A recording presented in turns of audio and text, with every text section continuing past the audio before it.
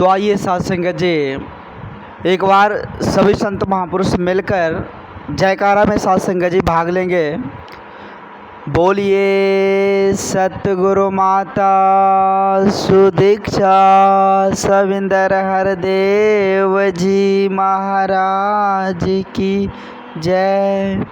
गुरु रूप प्यारे साथ संगत जी प्यार से बोलिए दान निरंकार जी। साथ संगत जी बड़ा ही खुशी का समा, बड़ा ही आनंद का पल है। नित्य दिन की तरह साथ संगत जी आज भी समय के पैगंबर, समय के रहबर सच्चे बादशाह की कृपा से साथ संगत जी हम सबों के झोली में ये साथ संगत जी समय संगत का रूप मिला हुआ है।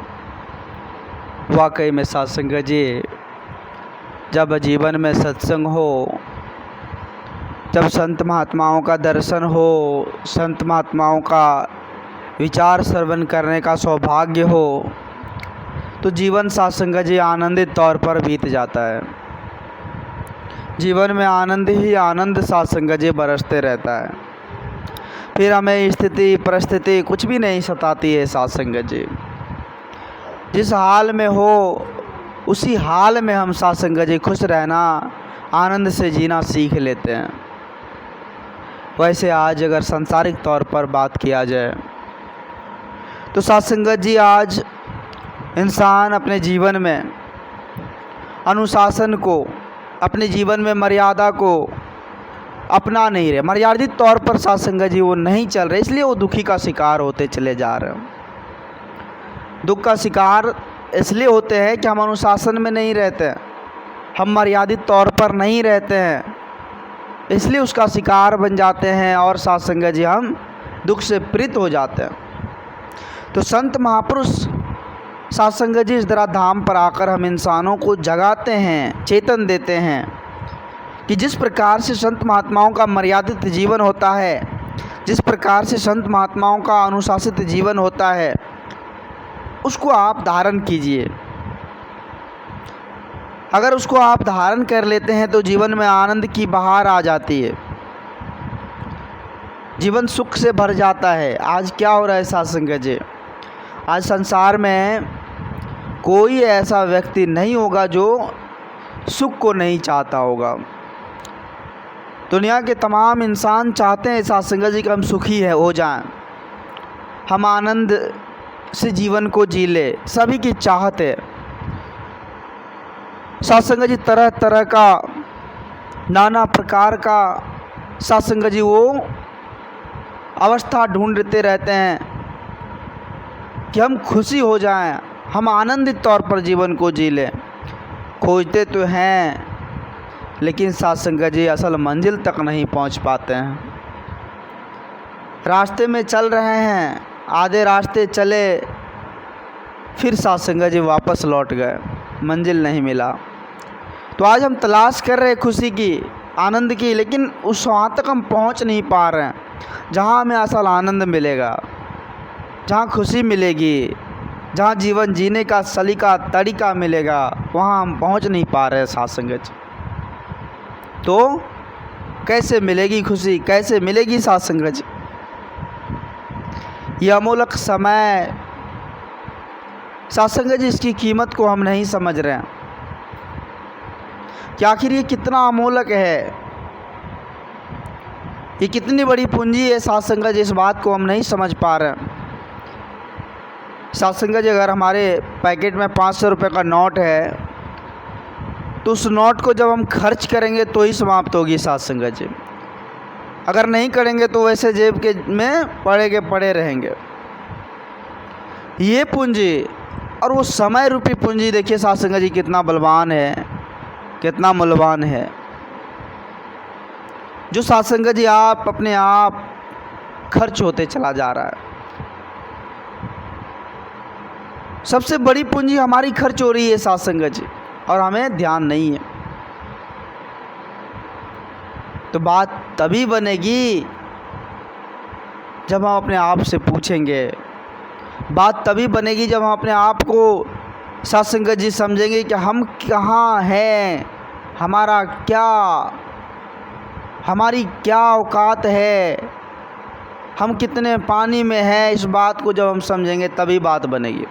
हम तो अहंकार, क्रोध, मैपन का शिकार होके साथ संगत जी यही समझते हैं कि जो कुछ है हमारे बदौलत है, और इसी अहंगपन के साथ संगत जी आगोश में आकर हम अपने आप को डुबा रहे। जब ये खाली हो जाए, संत का चरण मिल जाए,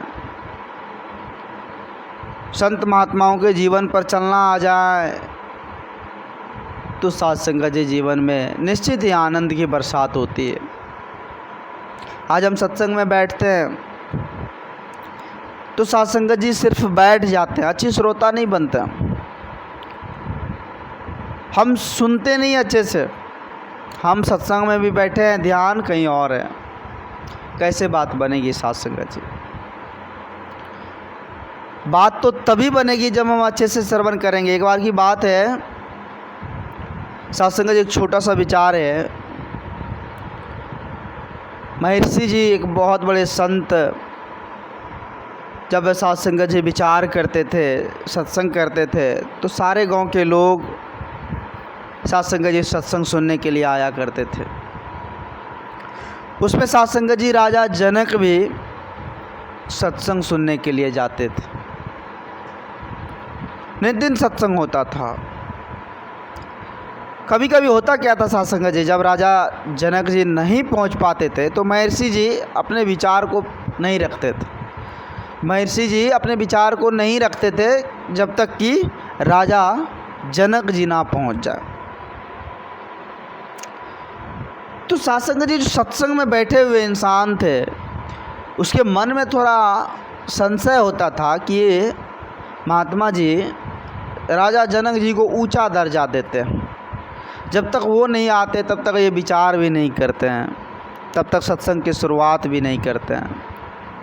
तो लोगों के मन में संशय हो रहा था कि ये जो है हम लोगों से उन्हें ऊंचा दर्जा देते हैं। लेकिन महात्मा जी के मन में तो साथ संगत जी ऐसी बातें कोई थी नहीं। वो तो सबके भाव को समझना, समदृष्टि का भाव था उनके पास।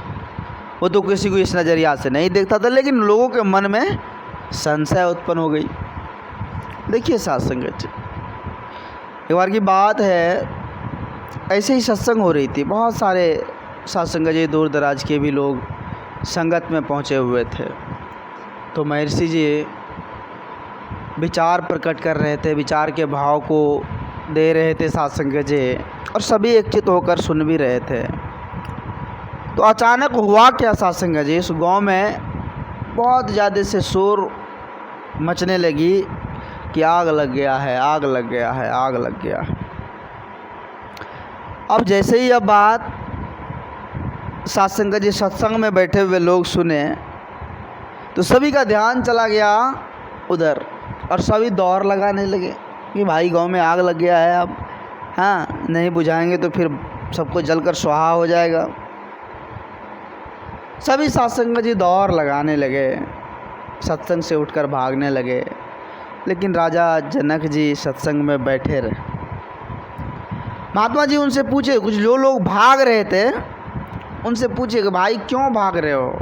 बोले महात्मा जी आग लग गई है गांव में, गांव जलकर स्वाहा हो रहा है, नहीं जाएंगे हम लोग तो फिर आग बुझेगी कैसे, सब कुछ तो स्वाहा हो जाएगा। तो साथ संगत जी महात्मा जी उन्हें बताएं, अरे भाई आप लोग भाग रहे हो, राजा जनक जी का भी तो ये सारा कुछ है ना, ये पूरा मिथिला तो राजा जनक जी का ही है ना। वो तो नहीं भागे, वो तो नहीं भागे, पूरा सारा साम्राज्य तो जनक जी का ही है, लेकिन वो नहीं भागे, उसका नहीं चल रहा क्या? उन्हें समझ आ गया साथ संगत जी, जो लोग भाग रहे थे उन्हें समझ आ गया सब कुछ तो राजा जनक जी का ही है। वो बैठे हुए हैं और हम लोग दौड़ लगा रहे हैं। अरे जो मालिक है वो बैठे हैं और हम दौड़ लगा रहे हैं, उसे समझ आ गया। तो कहने का मतलब है साथ संगत जी कि हमें अच्छे श्रोता बननी है।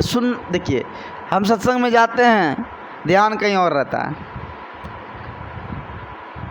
हाँ, तो बात नहीं बनेगी ना साथ संगत जी। देखिए, इसलिए संत महापुरुष हमें समझाते हैं जब सत्संग में जाए तो संत वचन को धारण करें, उस पर अमल करें।